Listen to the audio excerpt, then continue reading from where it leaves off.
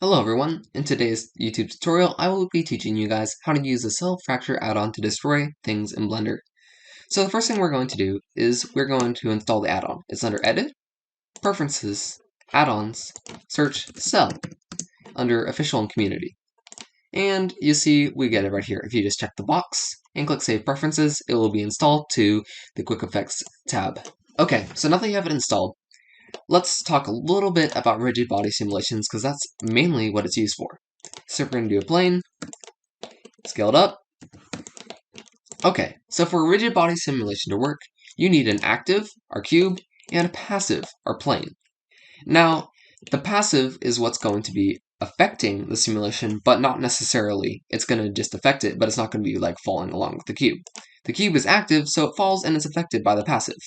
So we're going to take the cube, we're going to go under Physics Properties, click Rigid Body, and leave it like that. It's dynamic, and it's active. The mass is 1 kilogram. You can change this from something like 1 kilogram to something more like 2 if you want it to be heavier. More on that later. The shape, convex hull, we're going to change to box, because our mesh is a box. However, if we had a metahuman mesh, we would change that to something like mesh, for something such as, say, Suzanne would use a mesh. But we're just using a cube for today's tutorial. Then we're going to go over here to our rigid body panel on our plane, rigid body, change it to passive. Okay, so now we have our active, our cube, and our passive, our plane. Let's go to frame 1 and see what happens. Perfect. Our cube came down and landed on our plane, being affected by it, and thus giving us some proof of concept for our simulation. Okay, so that's just one part. We want this to be a shatter. We want this cube to shatter into hundreds of different pieces. It will look actually pretty nice, IMO. Okay, so we're going to take our cube. We're going to go Object, Quick Effects, Cell Fracture. We're going to use Child Vertices as the default, Source Limit 100, Noise 0. This is the default settings. And you can see we get 8 different pieces here.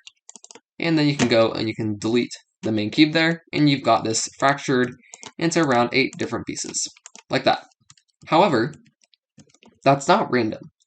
If a cube was to fall out of the sky and hit the ground, it wouldn't just break into 4 different pieces unless it was already broken up like that before. It would be random, like if you drop a glass vase on the ground, it's not going to drop and fall into 4 separate square pieces. It's going to fall and shatter into a bunch of jagged edges. That's kind of what I want to see in this simulation. So let's try that using this powerful Cell Fracture add-on. We're going to undo all that, and we've got our cube again. So to make this work properly, we're going to go into the Particles tab with our cube selected, add a new particle simulation, change it to emitter, make sure it has 1,000 particles, make sure they all emit on the first frame, change source from faces to volume. Okay, so now all the particles are inside the cube, showing the Cell Fracture add-on where it should make fractures. Okay, that's all we need to do with the particle simulation. Now let's save this project. We're going to call this Cell. And let's go to the Object, Quick Effects, Cell Fracture. We're going to change this from Child Vertices to Own Particles. Source limit, 150. The source limit is what is basically the max amount of fractures this cube can have. If we change the source limit from 100 to 150, that means that it won't just be blocked at 100. It can go up to 150. And we have 1,000 particles in our cube, so technically we should change it up to 1,000 to get that many particles. But for the sake of this tutorial and speed, we are just going to stick with 150 for right now. The noise is how jagged the edges are going to be, so we're going to change that from 0 to something like 1. And now that's all we need to do. We are just going to click OK and let the computer work. Okay, so this is what we got. We got our cube, and it's self-fractured into a bunch of jagged edges. Well, how many did we get? We got 7. That's not as many as I wanted. So let's try this again. We're going to undo all that. We're going to scale it up 2 times, and now it has more room to move around because the particles are distributed over a larger volume. We're going to go Object, Quick Effects, Cell Fracture, Own Particles, 150, 1. Hit OK. And there we go. It's already broken up into many more pieces. Okay, Now we've fractured our cube into a lot of different pieces. That's a lot more than our previous 7. So let's delete the default cube now. And now we have this fractured cube. Now we want to go over here and we're just going to click play. Nothing happens. So if we go over under physical properties, we can see that it's not a rigid body. To do this quickly to all of them, instead of applying it to each one at a time, we're going to select all of them with box selecting, do object, click rigid body, add active. So now it's applied it to all of these different fractures, that this is now an active simulation. So we're at frame 1, going to move it up a little bit, save our project, and we're going to click play.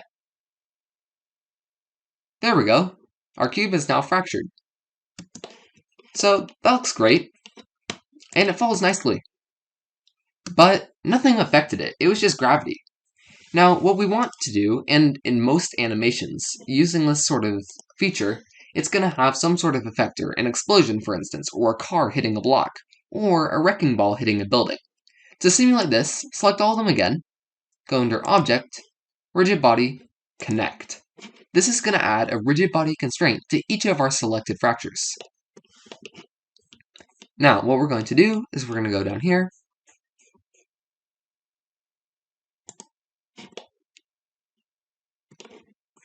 to our constraints, select all the constraints, and we're going to check breakable. And now that we have all of them selected, right-click on breakable and copy that action to selected. That's going to copy it to all of the selected constraints. So now it affects all of our fractures. The threshold right here is how much force it's going to take for it to break out of this cube shape. 10 is the default amount, and we're going to leave it at that for now. We're going to save the project again, and click play. Nothing happens, because now it's got a constraint. So we're going to uncheck that. We're going to add an active, such as which would be our wrecking ball, for instance, to affect this cube. We're going to move along the z-axis and the y-axis. Now we've got our cube, and this is going to act as something like a wrecking ball. I know it's not a ball, but a cube will work for now. We're going to change this to rigid body, active, but we're going to make sure it's animated. From shape from convex hull, we're going to change it to a box. We're going to set location on frame 1, and on frame 10, we're going to move it all the way back here, and set location again. So now you can see it's going to pass through our cube. And it's also going to affect it because we gave it a rigid body, active, and animated. Let's play this again and see what happens. So we can now see how this could work for a wrecking ball. It goes, and only after it touches our cube does it affect it. Then each of the affected objects has been broken at the 10 threshold. Right here, the threshold has been met, making it therefore breakable, and applying the active gravity simulation to it as well. So there we get our explosion simulation.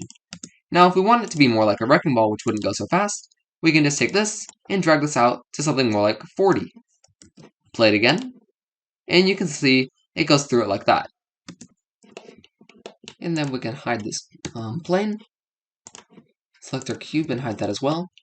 And so now, if you, for instance, had a volume simulation going on with our cube, it would go like this. The explosion would start, and the cube would explode at the speed of which you set your cube that I just made invisible.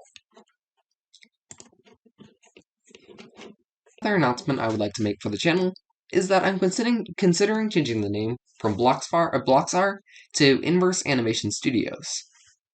The reason for this is that when I started this channel, I was making Minecraft animations. However, this is no longer the case, and I'm moving on to more high-poly animations. So, for instance, these characters. So it's no longer going to be called Bloxar Animation Studios, it's going to be called Inverse Animation Studios. Also, stay tuned, I'm going to start doing more tutorials about my upcoming short film called The Story of My Life. These are my main characters for the animation, which I modeled myself. Thanks for watching.